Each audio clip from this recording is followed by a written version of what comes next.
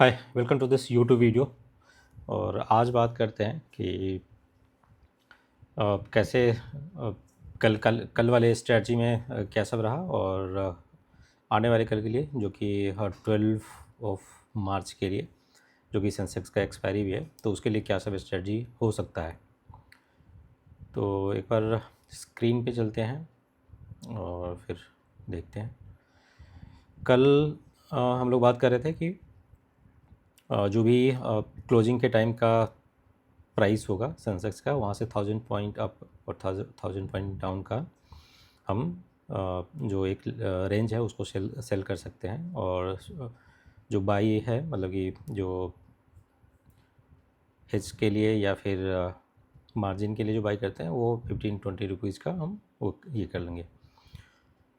तो अगर वहाँ पे जैसे किसी ने वो पोजीशन बनाया होगा, और इवन मैंने भी बनाया था, कल मैंने जैसे कैरी फॉरवर्ड भी किया, क्योंकि उस तरह का मुझे लग रहा था कि पिछले 3-4 दिन से काफ़ी मूवमेंट हो रहा था, तो इसलिए फिर लगा कि नहीं, आई थिंक थोड़ा बहुत यहाँ पे पॉज कर सकता है 1-2 दिन के लिए। तो इसी वजह से मैंने बनाया था और उसको मॉर्निंग में ही आधा पौना घंटे के आसपास ही मैं फिर वो क्लोज़ कर दिया था।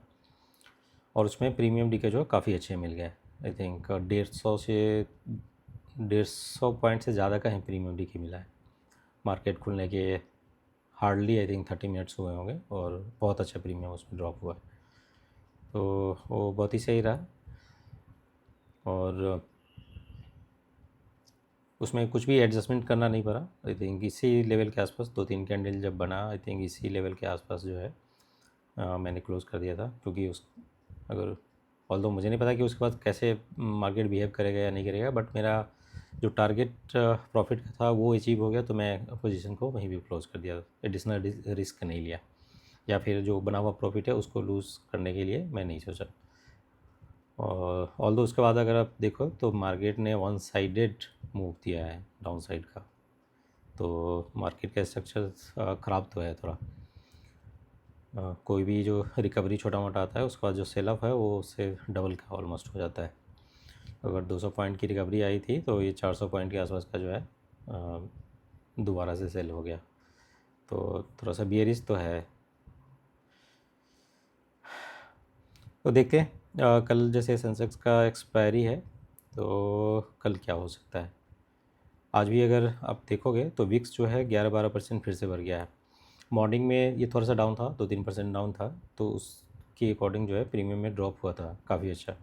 बट आफ्टरनून के बाद जो है ना, आफ्टरनून के आसपास 11-12 बजे के आसपास से विक्स में भी इंक्रीज देखने को मिला है, और उसकी वजह से जो प्रीमियम थे वो फिर से दोबारा बढ़ने शुरू हो गए थे। तो यहाँ पे मैं स्ट्रेटजी क्या कर सकते हैं, कल जहाँ कहीं भी ओपन हो ना सेंसेक्स, और 1 से 2 कैंडल जो है हम वेट कर लेंगे,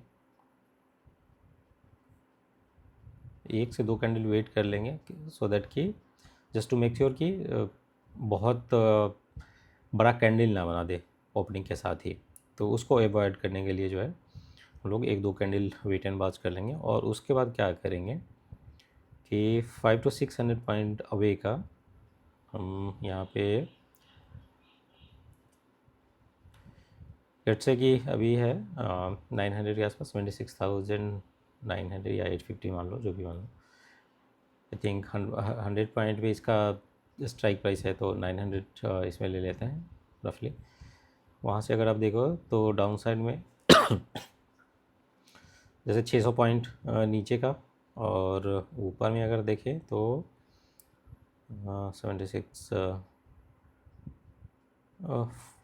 500 पॉइंट ऊपर का आई थिंक रख लेंगे। और इसमें एजम्पशन ये है कि मार्केट कल अगर यहीं पे ओपन होता है, तब तब जो हम पोजीशन बनाएंगे उसके बारे में देख लेते हैं। और जो हेज बाई है मे बी 74,300 का, देखते हैं कितना है। और ये 8,200 का देख लेते हैं। ठीक है, ये 15 और 22 रुपीज़ का जो है हम हेज बाई कर लेंगे, जैसे कि मार्जिन मनी भी थोड़ा सा रिड्यूस हो जाएगा, और एक हेज के रूप में बाई भी रहेगा।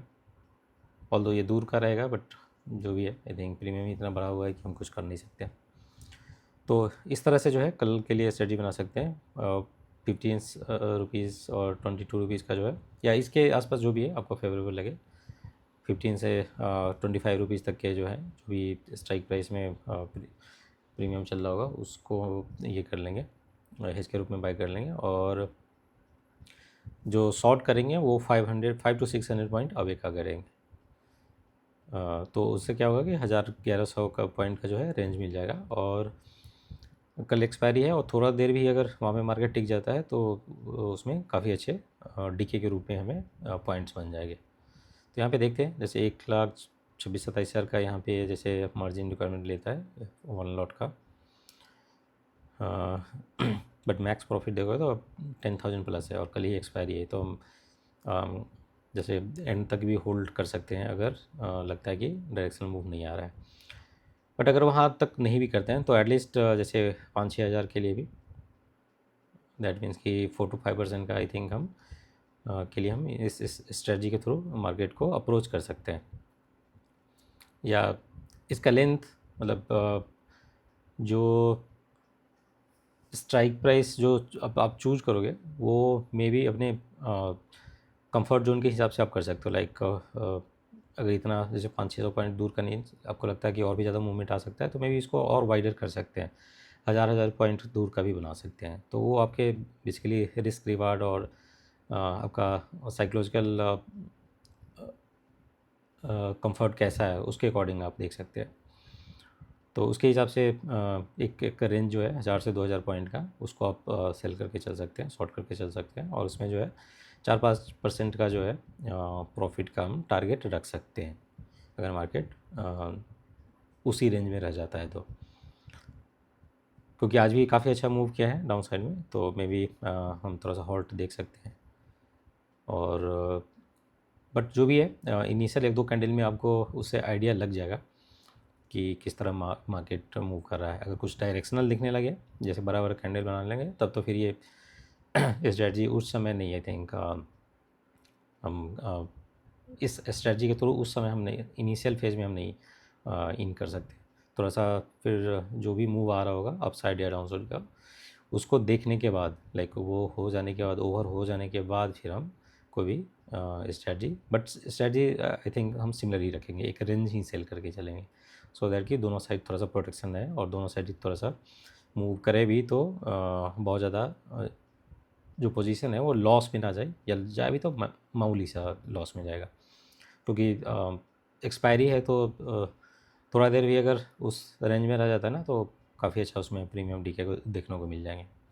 तो इस तरह से जो है कल के लिए अप्रोच कर सकते हैं। और विक्स चूँकि हाई है तो इस तरह के जो मतलब दूर के भी जो प्रीमियम, दूर के स्ट्राइक प्राइस के भी जो प्रीमियम है वो काफ़ी अच्छे हैं।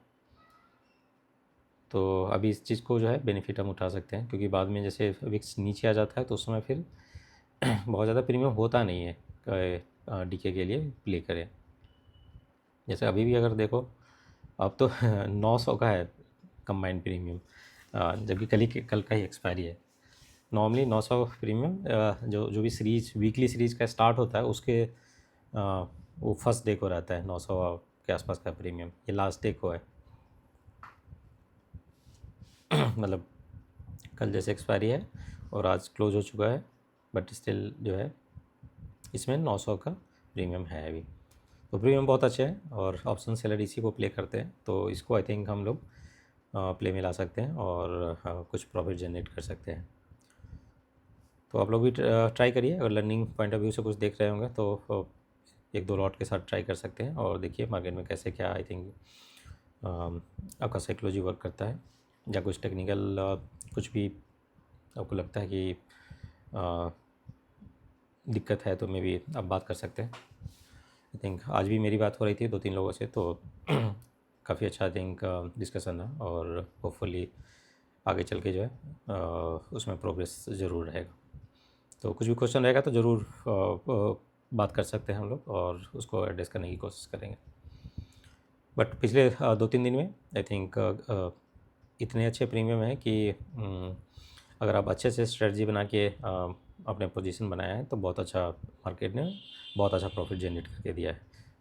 तो आप लोग भी ट्राई करिए और बताइए कैसे क्या रहा, सो दैट कि थोड़ा सा समझ में आएगा कि कैसे क्या चल रहा है और कहीं कुछ डायरेक्शन का ज़रूरत है कि नहीं, या फिर कुछ नया कर रहे होंगे तो मुझे भी उसके बारे में जानकारी मिलेगा।